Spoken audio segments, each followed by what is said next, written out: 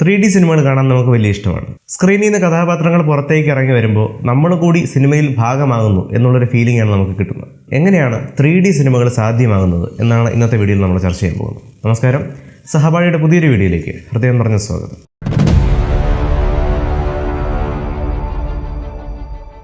നമുക്ക് വസ്തുക്കളെ കാണാൻ ഒരു കണ്ണ് മതി, പിന്നെ എന്തിനാണ് നമുക്ക് രണ്ട് കണ്ണുള്ളത്? ഈ രണ്ട് കണ്ണ് ഉപയോഗിച്ച് നമുക്ക് രണ്ട് ദിശയിലേക്കൊന്നും ഒരേ സമയം കാണാനൊന്നും സാധിക്കില്ല. പക്ഷേ എന്നിട്ടും എന്തുകൊണ്ടാണ് നമുക്ക് രണ്ട് കണ്ണുകളുടെ അത്യാവശ്യമുള്ളത്? നിങ്ങളുടെ തള്ളവിരലിൻ്റെ മുമ്പിലേക്ക് നീട്ടിപ്പിടിക്കുക, എന്നിട്ട് ഒരു കണ്ണടയ്ക്കുക. തൽക്കാലം ഞാൻ ഇടത് കണ്ണടയ്ക്കും. നമ്മൾ മുമ്പിൽ കാണുന്ന ഒരു വസ്തുവിനെ ഈ തള്ളവിരൽ കൊണ്ടൊന്ന് മറയ്ക്കാൻ ശ്രമിക്കുക. അതിനുശേഷം ഞാൻ എൻ്റെ ഇടത് കണ്ണ് തുറന്നിട്ട് വലത് കണ്ണടയ്ക്കുന്നു. നമ്മൾ നേരത്തെ മറച്ചു പിടിച്ച ആ വസ്തു ഇപ്പം മറയുന്നില്ല. കാരണം നമ്മുടെ ഓരോ കണ്ണും ഒരു വസ്തുവിനെ കാണുന്ന ഡിഫറൻ്റ് ആയിട്ടുള്ള ഒരു ആംഗിളിൽ നിന്നാണ്. നമ്മൾ രണ്ട് കണ്ണുകൾ കൊണ്ടും ഒരു വസ്തുവിനെ ഒരേ സമയം നോക്കുമ്പോൾ നമ്മുടെ ബ്രെയിൻ ഈ രണ്ട് കണ്ണിൽ നിന്ന് കിട്ടിയ പടങ്ങളെയും പ്രോസസ്സ് ചെയ്ത ശേഷം ഈ വസ്തുവിൻ്റെ ഒരു ഏകദേശ തിക്നെസ് അല്ലെങ്കിൽ കനം എത്രത്തോളം ഉണ്ടാവുമെന്ന് നമുക്കൊരു ഐഡിയ തരുന്നു. ഒരു കണ്ണ് അടച്ചു പിടിച്ചുകൊണ്ട് നമുക്ക് പെട്ടെന്ന് മേശപ്പുറത്തിരിക്കുന്ന ഒരു സാധനത്തിനെ എടുക്കാനായിട്ട് ഇത്തിരി ബുദ്ധിമുട്ടുണ്ടാവും. കാരണം നമ്മുടെ സ്ഥിരമുള്ള ജീവിതം മുഴുവൻ നമ്മൾ രണ്ട് കണ്ണ് ഉപയോഗിച്ച് ശീലിച്ചവരാണ്. അപ്പോൾ അങ്ങനെ ശീലിക്കുന്ന ഒരാൾക്ക് പെട്ടെന്ന് ഒരു കണ്ണ് അടച്ചു പിടിച്ചുകൊണ്ട് പല കാര്യങ്ങളും ചെയ്യാൻ ബുദ്ധിമുട്ടുണ്ടാകുന്നത് ഈ ഒരു വ്യൂവിങ് ആംഗിളിൻ്റെ ഡിഫറൻസ് കൊണ്ടാണ്. ഇങ്ങനെ രണ്ട് കണ്ണുകൾ ഉപയോഗിച്ച് ചുറ്റുമുള്ള സ്പേസിനെ കുറിച്ചുള്ള വളരെ വ്യക്തമായൊരു ധാരണ നമുക്ക് ക്രിയേറ്റ് ചെയ്തെടുക്കുന്ന ഒരു പ്രോസസ്സിനെ പറയുന്നതാണ് ബൈനോക്കുലർ വിഷൻ എന്ന് പറയുന്നത്, അല്ലെങ്കിൽ സ്റ്റീരിയോസ്കോപ്പിക് വിഷൻ എന്നും പറയാറുണ്ട്. ഓരോ വസ്തുവിൻ്റെ കൃത്യമായ സ്ഥാനം, ഒരു വസ്തുവിൽ നിന്ന് മറ്റൊരു വസ്തു എത്രത്തോളം അകലെയാണ്, ഒരു വസ്തുവിൻ്റെ കൃത്യമായ തിക്നെസ്, കനം, ഇതെല്ലാം നമ്മളെ സെൻസ് ചെയ്യിപ്പിക്കുന്നത് ഇത്തരത്തിൽ രണ്ട് കണ്ണുകളുടെയും ചേർന്ന ഒരു പ്രവർത്തനത്തിലാണ്. സിനിമ സാധാരണ ഇതിൽ പ്രദർശിപ്പിക്കുന്നത് ഒരു ഫ്ലാറ്റ് ആയിട്ടുള്ളൊരു സ്ക്രീനിലാണ്. ബുക്കിൽ വരച്ചിരിക്കുന്ന പടം പോലെയൊക്കെയാണ് നമ്മൾ സാധാരണ സിനിമയും കാണുന്നത്. അത് നമ്മൾ 2D സിനിമ എന്ന് പറയും. അതായത് രണ്ട് അളവുകൾ മാത്രമേ അവിടെ പ്രാധാന്യമുള്ളൂ, ഒന്ന് നീളവും വീതിയും. നമ്മൾ സാധാരണ കാണുന്ന ദൃശ്യങ്ങളിലെ നീളവും വീതിയും കൂടാതെ ഡെപ്ത് എന്ന് പറയുന്നൊരു അളവ് കൂടി ഉണ്ട് എന്ന് നമ്മളെ തോന്നിപ്പിക്കുന്ന പ്രോസസ്സാണ് 3D സിനിമകൾ എന്ന് പറയുന്നത്. എങ്ങനെയാണ് ഫ്ലാറ്റ് ആയിട്ടുള്ള സ്ക്രീനിൽ പ്രൊജക്റ്റ് ചെയ്യപ്പെടുന്ന ഇമേജുകൾക്ക് ഒരു 3D എഫക്റ്റ് കിട്ടുന്നത്? നമ്മൾ ആദ്യം ബൈനോക്കുലർ വിഷനെ പറ്റി പറഞ്ഞ അതേ കാര്യം തന്നെയാണ് ഇവിടെ അപ്ലൈ ചെയ്യപ്പെടുന്നത്. അതായത് രണ്ട് കണ്ണുകൾക്കും കിട്ടുന്ന ഇമേജുകൾ ഡിഫറൻ്റ് ആയിരിക്കണം. കാഴ്ചക്കാരൻ്റെ ഓരോ കണ്ണിലേക്കും വന്ന് വീഴുന്ന പ്രകാശം വസ്തുവിൻ്റെ രണ്ട് വശത്തു നിന്നുള്ള പ്രകാശത്തിന് തുല്യമായ ഒരു പ്രകാശമാണെങ്കിൽ മാത്രമേ നമുക്ക് 3D എഫക്റ്റ് സാധ്യമാവുകയുള്ളൂ. ഇങ്ങനെ ഒരു സ്ക്രീനിൽ നിന്നും തന്നെ രണ്ട് ഇമേജുകളെ നമ്മുടെ രണ്ട് കണ്ണുകളിലേക്ക് എത്തിക്കാനായിട്ട് പല മെത്തേഡുകളും സ്വീകരിച്ചിട്ടുണ്ട്. ഏറ്റവും ആദ്യകാലത്ത് 3D ഉണ്ടാക്കിയിരുന്നത് ചുവപ്പ് നിറത്തിലും നീല നിറത്തിലുള്ള രണ്ട് കളർ ഫിൽറ്റർ ഗ്ലാസ്സുകളാണ്. രണ്ട് ക്യാമറകൾ കണ്ണിൻ്റെ അകലത്തിൽ വെച്ചിട്ട് നമ്മൾ ഷൂട്ട് ചെയ്യും. രണ്ട് ഫിലിം സ്ട്രിപ്പുകളിൽ ഷൂട്ട് ചെയ്ത ഈ ഒരു വിഷ്വലിനെ രണ്ട് പ്രൊജക്ടറുകളിൽ ഒരേ സമയം റൺ ചെയ്തിട്ട് ഒരേ സ്ക്രീനിൽ അലൈൻ ചെയ്ത് പ്രൊജക്റ്റ് ചെയ്യുന്നു. ലൈറ്റ് പുറത്തേക്ക് വരുന്ന ഭാഗത്ത് ഒരു പ്രൊജക്ടറിൽ നമ്മൾ ചുവപ്പ് ഫിൽറ്ററും ഒരു പ്രൊജക്ടറിൽ നീല ഫിൽറ്ററും വയ്ക്കുന്നു. അതായത് ഒരു പ്രൊജക്ടറിൽ നിന്ന് വരുന്ന ലൈറ്റ് മുഴുവൻ ചുവപ്പ് ലൈറ്റ് ആയിരിക്കും, ഒരു പ്രൊജക്ടറിൽ നിന്ന് വരുന്ന ലൈറ്റ് എല്ലാം നീല ലൈറ്റ് ആയിരിക്കും. എന്നിട്ട് ഓഡിയൻസ് ഒരു പ്രത്യേകതരം കണ്ണാടി ധരിക്കുന്നു.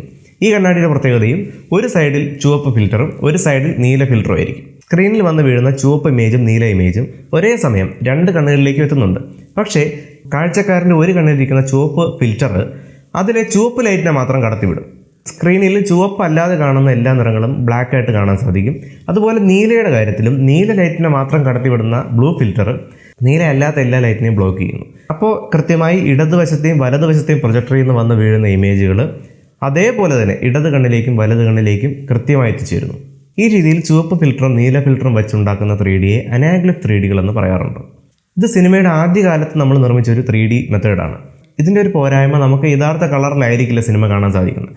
പിന്നീട് കളർ സിനിമകളൊക്കെ വന്ന ശേഷം ഈ ഒരു മെത്തേഡിൻ്റെ ഉപയോഗം തീർത്തും ഇല്ലാതെയായി. പിന്നീട് ചില കോമിക് ബുക്കുകളിലും ബാലരമയൊക്കെ വാങ്ങുമ്പോൾ നമുക്ക് 3D എഡിഷൻസ് കിട്ടാറുണ്ട്. അപ്പോൾ 3D എഡിഷൻസ് ബാലരമയിൽ നമുക്ക് സിമ്പിളായിട്ട് 3D ക്രിയേറ്റ് ചെയ്യാനായിട്ട്, ഒരു പേപ്പറിൽ പോലും നമുക്ക് 3D ക്രിയേറ്റ് ചെയ്യാനായിട്ട് ഈ ഒരു മെത്തേഡ് യൂസ് ചെയ്യാൻ പറ്റും. നമുക്ക് ആകെ വേണ്ടത് ഒരു കണ്ണിൽ ചുവപ്പും ഒരു കണ്ണിൽ നീലയും നൽകാൻ കഴിയുന്ന ഒരു കണ്ണാടി മാത്രമാണ്. പിന്നീട് സിനിമ കുറച്ചുകൂടി വികസിച്ചപ്പോൾ നമ്മൾ കണ്ടെത്തിയ മറ്റൊരു മെത്തേഡാണ് പോളറൈസിങ് 3D എന്ന് പറയുന്നത്. ആദ്യം നമുക്ക് പോളറൈസേഷൻ എന്താണെന്ന് നോക്കാം. പോളറൈസേഷൻ പ്രകാശത്തിൻ്റെ ഒരു പ്രത്യേകതയാണ്. നമുക്കറിയാം പ്രകാശം ഒരു വേവാണ്. ഈ വിഷ്വലിൽ കാണുന്ന പോലെ എല്ലാ ദിശയിലേക്കും ഓസിലേറ്റ് ചെയ്യുന്ന ഒന്നാണ് സാധാരണ പ്രകാശം എന്ന് പറയുന്നത്. അതേസമയം നമുക്ക് ചില ആവശ്യങ്ങളിൽ പ്രകാശത്തിൻ്റെ തീവ്രത കുറയ്ക്കാനായിട്ട് നമുക്ക് ഈ എല്ലാ ദിശയിലേക്കും വൈബ്രേറ്റ് ചെയ്യുന്ന പ്രകാശത്തിൻ്റെ ചില പോർഷൻസ് കട്ട് ചെയ്ത് കളയാം. എന്നിട്ട് ഒന്നുകിൽ രണ്ട് ദിശയിലേക്ക് മാത്രം ഓസിലേറ്റ് ചെയ്യുന്ന, അല്ലെങ്കിൽ ഒരു പ്രത്യേക ദിശയിൽ മാത്രം ഓസിലേറ്റ് ചെയ്യുന്ന പ്രകാശത്തിന് മാത്രം നമുക്ക് ഫിൽറ്റർ ചെയ്തെടുക്കാൻ പറ്റും. ചില വസ്തുക്കൾ ഉപയോഗിച്ച് കഴിഞ്ഞാൽ നമുക്കിത് പോസിബിൾ ആണ്. ആ വസ്തുവിനുള്ളിലൂടെ നമ്മൾ സാധാ ലൈറ്റിനെ കടത്തി വിടുമ്പോഴത്തേക്കും ഒരു ദിശയിലേക്ക് മാത്രം ഓസിലേറ്റ് ചെയ്യുന്ന ഒരു പ്രകാശമായിരിക്കും ഗ്ലാസിന് അപ്പുറത്തേക്ക് എത്തുന്നത്. നമ്മൾ സൺഗ്ലാസുകൾ വാങ്ങുമ്പോൾ സൺഗ്ലാസുകൾ ഉണ്ടാക്കിയിരിക്കുന്ന പോളറൈസിങ് മെറ്റീരിയൽ കൊണ്ടാണ്. സൂര്യപ്രകാശത്തു നിന്ന് വരുന്ന ഈ ഒരു എല്ലാ ദിശയിലേക്കും ഓസിലേറ്റ് ചെയ്യുന്ന അൺപോളറൈസ്ഡ് ആയിട്ടുള്ള ഒരു ലൈറ്റിനെ സൺഗ്ലാസിലുള്ള പോളറൈസിങ് മെറ്റീരിയൽ ഒരു പോളറൈസ്ഡ് ലൈറ്റായിട്ട് മാറ്റുന്നു. അതായത് ഇൻറ്റൻസിറ്റി വളരെയധികം കുറയ്ക്കുന്നു. ആദ്യകാലത്തൊക്കെ പ്രകാശത്തിൻ്റെ തീവ്രത കുറയ്ക്കാനായിട്ട് ഇപ്പം കാറിലൊക്കെ ഒട്ടിക്കുന്ന കൂളിംഗ് ഫിലിമൊക്കെ പോലെയുള്ള ആ ഒരു ആവശ്യങ്ങൾക്ക് വേണ്ടിയിട്ടാണ് നമ്മൾ പ്രധാനമായിട്ടും പോളറൈസിങ് ഫിൽറ്ററുകൾ യൂസ് ചെയ്തിരുന്നത്. എന്നാൽ ഈ പോളറൈസിങ് ഫിൽറ്ററുകൾ 3D സിനിമയിലേക്ക് കൊണ്ടുവരുന്ന 1939 നേരത്തെ ചെയ്ത പോലെ തന്നെ സിനിമ ഷൂട്ടിംഗ് സമയത്ത് 2 ക്യാമറകൾ വെച്ച് ഷൂട്ട് ചെയ്യും. എന്നിട്ട് സിനിമ പ്രദർശിപ്പിക്കുന്ന സമയത്ത് നമ്മൾ 2 പ്രൊജക്ടറുകൾ ഒരേ സമയം വർക്ക് ചെയ്യേണ്ടതുണ്ട്. അപ്പോൾ അതിൽ ഒരു പ്രൊജക്ടറിനെ നമ്മൾ വെർട്ടിക്കലായി ഓസിലേറ്റ് ചെയ്യുന്ന ലൈറ്റ് മാത്രം പുറത്തേക്ക് ഇടുന്ന രീതിയിൽ സെറ്റ് ചെയ്യും. മറ്റേ പ്രൊജക്ടറിനെ നമ്മൾ ഹൊറിസോണ്ടൽ ആയിട്ടുള്ള ഓസിലേഷൻസിനെ മാത്രം പുറത്തേക്ക് കടത്തി വിടുന്ന രീതിയിൽ സെറ്റ് ചെയ്യുന്നു. അപ്പോൾ ഈ 2 പ്രൊജക്ടറിൽ നിന്ന് വരുന്ന 2 വിധത്തിൽ പോളറൈസ് ചെയ്ത ലൈറ്റ് സ്ക്രീനിൽ ഒരേ സമയം നമ്മൾ അലൈൻ ചെയ്ത് പ്രൊജക്റ്റ് ചെയ്യും. ഈ സ്ക്രീനിൽ വന്ന് വീണ ലൈറ്റ് റിഫ്ലക്ട് ചെയ്ത് നമ്മുടെ കണ്ണുകളിലേക്ക് വരുമ്പോൾ, കാണികളുടെ കണ്ണിലേക്ക് വരുമ്പോൾ, കാണികൾ വയ്ക്കുന്ന ഒരു കണ്ണാടിയുണ്ട്. ഈ കണ്ണാടിയിൽ ഒരു കണ്ണിൻ്റെ ഭാഗത്തിരിക്കുന്ന ഫിൽറ്ററിൽ വെർട്ടിക്കലായിട്ട് പോളറൈസ് ചെയ്ത ലൈറ്റിനെ മാത്രം കടത്തിവിടുന്ന ഫിൽറ്റർ ആയിരിക്കും. മറ്റേ കണ്ണെന്ന് പറയുന്നത് ഹൊറിസോണ്ടലായിട്ട് പോളറൈസ് ചെയ്ത ലൈറ്റിനെ മാത്രം കടത്തിവിടുന്ന ഒരു ഫിൽറ്റർ ആയിരിക്കും. ഇങ്ങനെ 2 ഫിൽറ്ററുകൾ വെച്ചുകൊണ്ട് നമുക്ക് 2 ഇമേജുകളെ ഒരേ സമയം ഒരേ സ്ക്രീനിൽ നിന്ന് തന്നെ കാണാൻ സാധിക്കുന്നു. പോളറൈസിംഗ് 3Dയുടെ ആദ്യകാലത്തൊക്കെ നമ്മൾ ലീനിയർ പോളറൈസറുകളാണ് യൂസ് ചെയ്തുകൊണ്ടിരുന്നത്. അപ്പോൾ വെർട്ടിക്കലായിട്ടും ഹൊറിസോണ്ടലായിട്ടും ഓസിലേറ്റ് ചെയ്യുന്ന 2 വേവുകളാണ് ആ പ്രൊജക്ടറിൽ നിന്ന് വരുന്നത്. പിന്നീട് നമ്മൾ പോളറൈസിംഗ് 3Dയിൽ കുറച്ചുകൂടി അഡ്വാൻസ്ഡ് ആയിട്ടുള്ള സർക്കുലർ പോളറൈസിംഗ് ഫിൽറ്ററുകൾ യൂസ് ചെയ്യാൻ തുടങ്ങി. ഒരു പ്രൊജക്ടർ ലൈറ്റിനെ ക്ലോക്ക് വൈസ് ആയിട്ട് ഓസിലേറ്റ് ചെയ്യിപ്പിക്കും. മറ്റൊരു പ്രൊജക്ടർ ആൻറ്റി ക്ലോക്ക് വൈസ് ആയിട്ട് ലൈറ്റ് വേവിനെ ഓസിലേറ്റ് ചെയ്യിപ്പിക്കും. നമ്മൾ വയ്ക്കുന്ന കണ്ണാടിയുടെ ഫിൽറ്ററുകളിലും സർക്കുലർ പോളറൈസറുകളാണ്. പിന്നെ മറ്റൊരു മെത്തേഡ് എന്ന് പറയുന്നത് ആക്റ്റീവ് ഷട്ടർ 3Dകളാണ്. അത് നമുക്ക് ചില TV-കളൊക്കെ വാങ്ങുമ്പോൾ 3D മോഡലുള്ള TV-കളുണ്ട്. ഈ TV-കൾ വാങ്ങുമ്പോൾ നമുക്ക് അതിനോടൊപ്പം ഒരു കണ്ണാടി തരാറുണ്ട്. ഈ കണ്ണാടി എന്ന് പറയുന്നത് ആക്റ്റീവ് ഷട്ടർ 3D ഗ്ലാസുകളാണ്.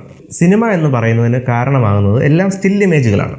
ഓരോ ഫ്രെയിമുകളും അടുക്കി വെച്ചിട്ട് എല്ലാം ഇങ്ങനെ ഒരു സീക്വൻസിൽ പ്ലേ ചെയ്യുമ്പോഴാണ് നമുക്കൊരു മൂവിങ് ഒബ്ജക്റ്റ് ആയിട്ട് തോന്നുന്നത്. അപ്പോൾ 3D ക്യാപ്പബിലിറ്റി ഉള്ളൊരു TV-യിൽ നമുക്ക് സാധ്യമാകുന്നത് ഇടവിട്ടുള്ള ഫ്രെയിമുകളിൽ ഓരോ കണ്ണിലേക്കും വേണ്ടിയിട്ടുള്ള ഇമേജുകൾ മാത്രം നമ്മൾ പ്രൊജക്റ്റ് ചെയ്യും. ഈ TV-യിൽ 3D കാണാൻ വേണ്ടി ഉപയോഗിക്കുന്ന കണ്ണാടി TV-യുമായിട്ട് ഒരു സിങ്കിലായിരിക്കും. TV-യിൽ കാണുന്ന ഒരു ഫ്രെയിം ഇടത് കണ്ണിലേക്കുള്ളതാണെങ്കിൽ തൊട്ടടുത്ത ഫ്രെയിം വലത് കണ്ണിലേക്കുള്ളതായിരിക്കും. TV-യിൽ ഇടത് കണ്ണിന് കാണാനുള്ള വിഷ്വൽ വരുന്ന സമയത്ത് കണ്ണടയിൽ വലത് കണ്ണിൻ്റെ ഭാഗത്ത് ഡാർക്ക് ആവും. അതായത് അത് ലൈറ്റൊന്നും കടത്തിവിടില്ല. വലത് കണ്ണിലേക്കുള്ള ഫ്രെയിം TV-യിൽ കാണുന്ന സമയത്ത് കണ്ണടയിൽ ഇടത് കണ്ണിൻ്റെ ഭാഗത്ത് ഡാർക്കായിട്ട് മാറും. അങ്ങനെ ഇത് വളരെ ഫാസ്റ്റായിട്ട് നടക്കുമ്പോഴത്തേക്കും നമുക്ക് ആ ഒരു ഡാർക്ക് ആവുന്നതും ബ്രൈറ്റ് ആവുന്നതും നമുക്ക് ഫീൽ ചെയ്യില്ല. സ്മൂത്തായിട്ട് തന്നെ കാണാൻ സാധിക്കും. ഇതിൻ്റെ ഏറ്റവും വലിയ പ്രശ്നം എന്ന് വെച്ച് കഴിഞ്ഞാൽ കണ്ണാടി സാധാരണ കണ്ണാടി ആയിരിക്കില്ല, കുറച്ച് എക്സ്പെൻസീവ് ആയിട്ടുള്ള ഒരു ഗ്ലാസ് ആയിരിക്കും. മാത്രമല്ല സിനിമ തിയേറ്ററുകളിൽ നമുക്ക് ഈ ഒരു മെത്തേഡ് യൂസ് ചെയ്യാൻ സാധിക്കില്ല. വീട്ടിലെ TV-കളിൽ നമുക്ക് 3D കാണാനായിട്ട് ഈ ഒരു മെത്തേഡ് യൂസ് ചെയ്യാം. ഇനി 3D സിനിമകൾ നിർമ്മിക്കുന്ന കാര്യത്തിലേക്ക് വരുമ്പോൾ പണ്ട് കാലത്ത് കമ്പ്യൂട്ടർ ഗ്രാഫിക്സിൻ്റെ ഒന്നും വലിയ സഹായം ഇല്ലാതിരുന്ന സമയത്ത് നമുക്ക് 2 ക്യാമറകൾ ഉപയോഗിച്ച് മാത്രമേ ഷൂട്ട് ചെയ്യാൻ സാധിക്കുള്ളായിരുന്നുള്ളൂ. പിന്നീട് VFX വളരെയധികം ഡെവലപ്ഡ് ആയ ശേഷം നമ്മൾ 2Dയിൽ ഷൂട്ട് ചെയ്ത സിനിമകളെ തന്നെ 3Dയിലേക്ക് കൺവേർട്ട് ചെയ്യാൻ തുടങ്ങി. അപ്പോൾ അത് കുറച്ചുകൂടി ഈസി ആയിട്ടൊരു പ്രോസസ്സാണ്. അതായത് ആൾറെഡി ഷൂട്ട് ചെയ്ത ഒരു ക്യാമറ വെച്ച് ഷൂട്ട് ചെയ്ത ഒരു 2D വിഷ്വലിനെ ഡെപ്ത്ത് മനസ്സിലാക്കിക്കൊണ്ട് AI-യുടെ സഹായത്തോടു കൂടി നമ്മൾ ബാക്ക്ഗ്രൗണ്ടൊക്കെ സെപ്പറേറ്റ് ചെയ്ത് ഒരു ചെറിയ പ്രൊജക്ഷനൊക്കെ ഉണ്ടാക്കി കൊടുക്കുന്ന രീതിയിൽ നമുക്ക് 3D കൺവേർട്ട് ചെയ്യാനായിട്ട് ആരംഭിച്ചു. ഇന്ത്യയിൽ തന്നെ വളരെ അപൂർവം മെയിൻ സ്ട്രീം സിനിമകൾ മാത്രമേ റിയൽ 3Dയിൽ ഷൂട്ട് ചെയ്തിട്ടുള്ളൂ. ഇന്ത്യയിലെ ഏറ്റവും ആദ്യത്തെ 3D സിനിമ വന്നിട്ടുള്ളത് നമ്മുടെ മലയാളം ഇൻഡസ്ട്രിയിൽ നിന്നാണ്. മൈ ഡിയർ കുട്ടിച്ചാത്തൻ എന്ന് പറയുന്ന സിനിമയാണെന്ന് നമുക്കറിയാം. കുറച്ചു കാലം മുമ്പ് 2.0 എന്ന് പറയുന്ന ഒരു സിനിമ വന്നിരുന്നു. അതും റിയൽ 3D ക്യാമറയിലാണ് ഷൂട്ട് ചെയ്തിട്ടുള്ളത്. അപ്പോൾ ഇപ്പോൾ ബറോസ് എന്ന് പറയുന്ന സിനിമയും വന്നു. ഇതും റിയൽ 3Dയിലാണ് ഷൂട്ട് ചെയ്തിരിക്കുന്നതെന്ന് പറയുന്നത്. റിയൽ 3Dയിൽ ഷൂട്ട് ചെയ്യുമ്പോൾ ഒരു ബെനിഫിറ്റ് എന്ന് പറഞ്ഞു കഴിഞ്ഞാൽ സ്ക്രീനിൽ കാണുന്ന ഓരോ പുൽക്കൊടിയുടെ പോലും ഡെപ്ത് നമുക്ക് കറക്റ്റായിട്ട് വിഷ്വലൈസ് ചെയ്യാൻ സാധിക്കും. ഏറ്റവും വലിയ മുതൽ മുടക്കിൽ വരുന്ന ഒരു ഹോളിവുഡ് സിനിമ എടുത്താൽ പോലും കൺവേർട്ടഡ് 3Dക്ക് ഒരു കൃത്യമായ പെർഫെക്ഷൻ നമുക്ക് കാണാൻ സാധിക്കില്ല എന്നുള്ളതാണ്. അപ്പോൾ 3D സിനിമകൾ എങ്ങനെ സാധ്യമാകുന്നതാണ് ഇന്നത്തെ എപ്പിസോഡിൽ നമ്മൾ ഡിസ്കസ് ചെയ്തത്. നിങ്ങളുടെ അഭിപ്രായങ്ങൾ തീർച്ചയായിട്ടും താഴെ കമൻറ്റ് ചെയ്യുക. വീണ്ടും രസകരമായിട്ടുള്ള ശാസ്ത്ര വിഷയങ്ങളുമായിട്ട് അടുത്തൊരു വീഡിയോ കാണാം. Thanks for watching.